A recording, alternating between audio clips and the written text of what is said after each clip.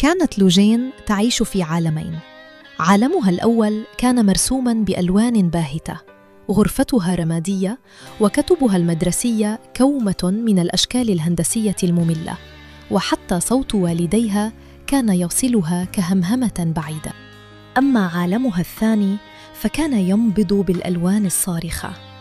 هناك لم تكن لوجين، بل كانت نجمة، الفتاة الشجاعة التي تمتطي غيمة وردية وتصادق السناجب المتكلمة، وشعرها يتلألأ كقوس قزح. كانت لوجين تغمض عينيها في أي لحظة، وفجأة تتحول جدران غرفتها الرمادية إلى غابة ساحرة، ويتحول واجب الرياضيات إلى خريطة كنز. كانت لوجين تعلم أن نجمة مجرد وهم، فقاعة صابون ملونة ستنفجر مع أول نداء من والدتها على العشاء، لكن المشاعر كانت حقيقية.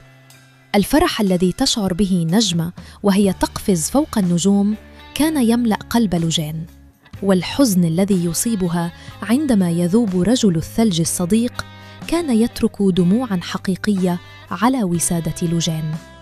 بدأت فقاعة الوهم تكبر وتكبر حتى حجبت شمس الواقع. في المدرسة كانت المعلمة تتحدث، لكن لوجين لا تسمع إلا همس أشجار الغابة السحرية. أصدقاؤها يضحكون، لكنها كانت مشغولة بمشاهدة نجمة وهي تفوز بسباق ضد السلحفاة الطائرة. ظهرت درجاتها على ورقة الاختبار كطيور ورقية صغيرة سقطت من السماء. في أحد الأيام نظرت لوجين في المرآة، لكنها لم تر نفسها. رأت شبحاً شفافاً، فتاة باهتة تكاد تختفي، بينما كانت صورة نجمة اللامعة والملونة تبتسم بثقة فوقها. شعرت لوجين بوخزة حادة في قلبها. لقد كانت تمنح كل ألوانها وحياتها لشخصية خيالية، بينما كانت هي نفسها تتحول إلى رسمة غير مكتملة. الوهم الذي كان مهرباً أصبح سجناً جميلاً. بشجاعة حقيقية لم تكن تعلم أنها تملكها، أمسكت لوجين بيد والدتها وقالت بصوت مرتعش: أمي، أعتقد أنني بحاجة للمساعدة، أنا أضيع.